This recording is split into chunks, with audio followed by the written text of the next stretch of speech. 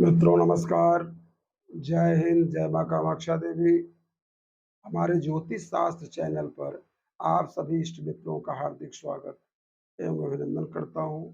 प्रिय मित्रों, आज संसार के हित के लिए सबसे बड़ी बात आप लोगों को सामने बताने जा रहा हूँ, जो कि संसार के हर प्राणी के लिए फायदेमंद है और जरूरी है। श्रावण के महीने में भोलेनाथ को कैसे प्रसन्न करें। अभी श्रावण मास चल रहा है। इस साल श्रावण महीने का बहुत ही महत्व बढ़ गया है, क्योंकि अधिक मास भी आ गए हैं, इसी में लग गए हैं। तो जो कि 15 दिन पहले शुद्ध श्रावण लगेंगे, उसके बाद फिर अधिक मास मतलब पुरुषोत्तम महीना, और फिर 15 दिन के लिए शुद्ध श्रावण महीना लगेगा। इस प्रकार से कुल मिलाकर के लगभग 2 महीने तक श्रावण महीना ही रहेगा।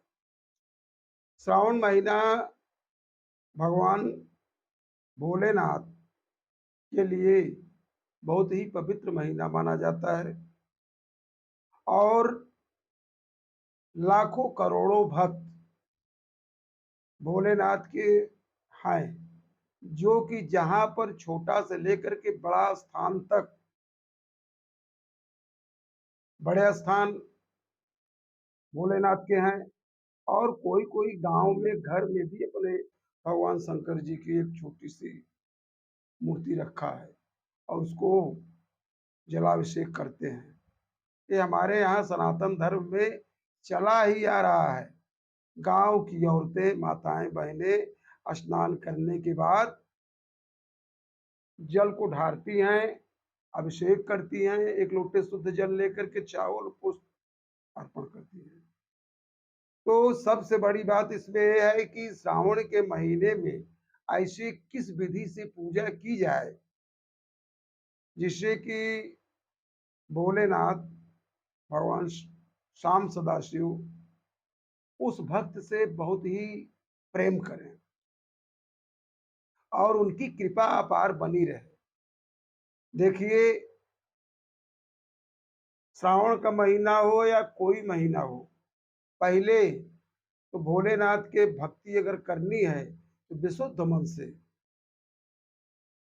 भावना के सहित जो भगवान भोलेनाथ की पूजन करते हैं, उनको उसका पूरा फल प्राप्त होता है। दिखावटी या पाखंड करके उनकी सेवा करने से कोई फल नहीं है, और न उसकी कृपा भी प्राप्त होती है। जो कुछ करे, अच्छा या करे या खराब करे, शुद्ध मन से करे। इनकी बहुत बड़ी बड़ी कथाएं हैं।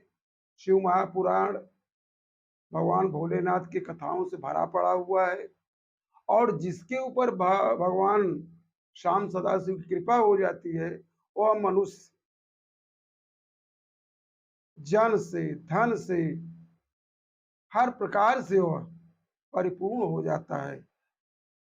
भगवान शिव की पूजा कृष्ण ने किया, भगवान राम ने किया, संसार में जितने भी देवता हैं,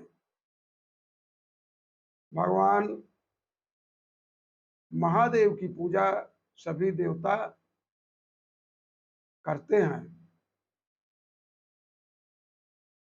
ओम नमः शिवाय पंचाक्षरी मंत्र का जाप करना शुद्ध मन से, और बेलपत्र की पत्तियां ले आकर के, जो कि कोमल हो और 3-3 पत्ती हो, उसके जो पीछे की गदा होती है उसको तोड़ देना चाहिए, और बेलपत्र को उलट करके चढ़ाना चाहिए। जैसे रहता है उसे नहीं, ऐसे करके बेलपत्र को चढ़ाना चाहिए। अगर इन्हें प्रसन्न करना है तो 11 दाने अक्षत, अक्षत माने जो छत न हो, टूटा न हो, ऐसे चावल के दाने 11 दाने ले करके और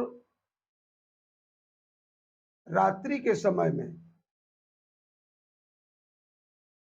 भगवान भोलेनाथ के ओम नमः शिवाय ऐसा कह करके एक दाने उनके ज्योतिर्लिंग पर रख दे, फिर दूसरा दाना रखे, फिर तीसरा दाना रखे।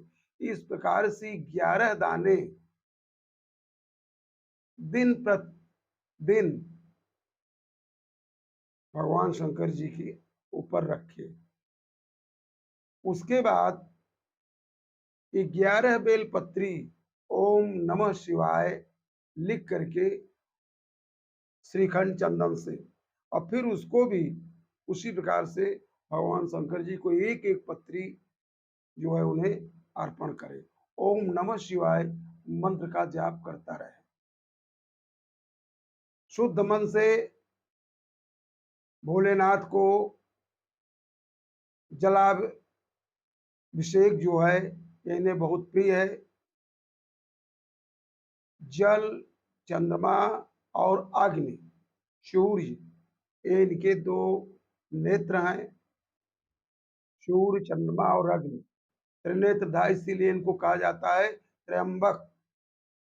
जिसको 3 नेत्र हैं उसको कहते हैं त्र्यंबक।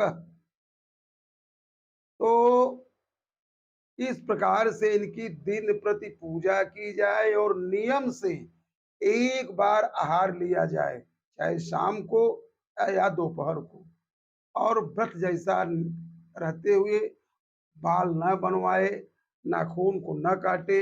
इस प्रकार से भोलेनाथ जी के और पूजन करते हुए सोमवार का व्रत, त्रयोदशी का व्रत, प्रदोष का व्रत, यह सब नियम भी चालू रहे।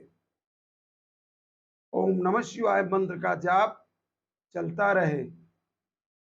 इससे भगवान भोलेनाथ बहुत प्रसन्न होते हैं। इन्हें नारियल और जायफल, ये 2 चीज भोलेनाथ को बहुत ही प्रसन्न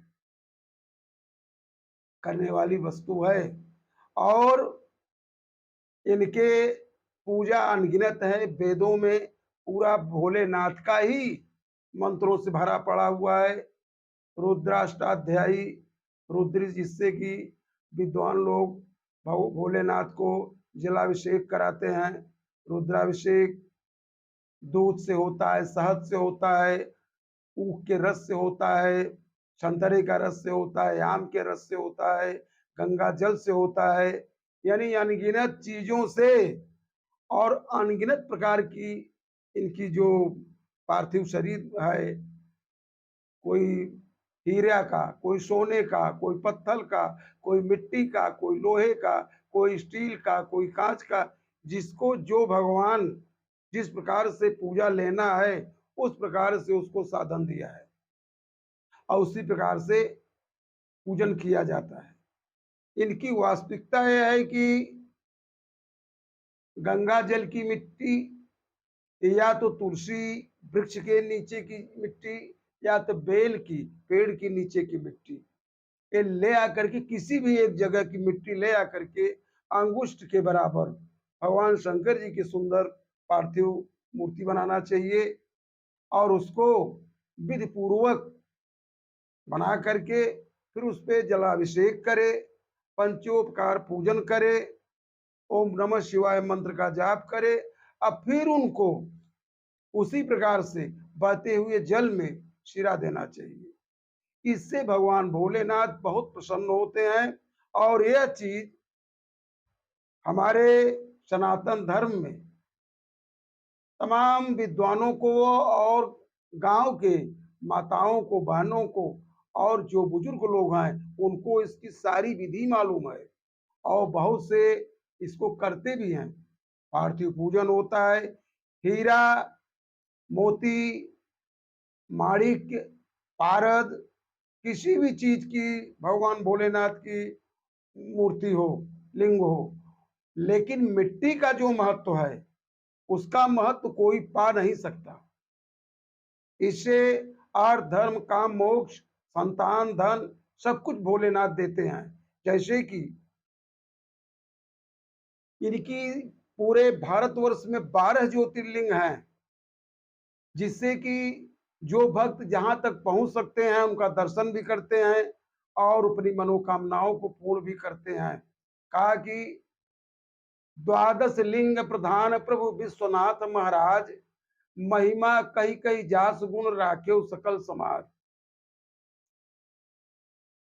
महादेव शिव शंकर शंभो उमाकांत हर त्रिपुरारी मृत्युंजय वृषभध्वसूली गंगाधर गुण मदनारी। सौराष्ट्रे सोमनाथम च श्रीशैलेम मल्लिकार्जुनम उज्जैन्या महाकालम ओंकारम ममलेश्वरम केदारम हिमोत्पृष्ठे डाकिन्याम भीमशंकरम वाराणस्यातु विश्वेशम त्र्यंबकम गौतमी तटे वैद्यनाथम चिताभूमौ नागेशम दारुकावने सेतुबंधे तु रामेशम कृष्ण संतु शिवालय एतानि ज्योतिर्लिंगानि सायं प्रातः पठे नर सप्त जन्म कृतम पापम स्मरण न विनश्यति। इन 12 ज्योतिर्लिंगों को जो मनुष्य प्रातः काल, दोपहर या सायंकाल इन नामों का स्मरण करता है, उसके कई जन्मों के पाप छूट जाते हैं, नष्ट हो जाते हैं और उनकी सारी मनोकामना भगवान भोलेनाथ पूर्ण करते हैं। ओम नमः शिवाय मंत्र का जाप, जितने भी इनके मंत्र हैं वो सबसे सुंदर है, इसलिए जो विधि आपको बता दिया इसको करने से भोलेनाथ प्रसन्न रहेंगे और आपका सावन महीना बड़े ढंग से ही पूरा होगा। कांवर से जल चढ़ाना अति उत्तम माना गया है। जय हिंद, जय मां भोलेनाथ।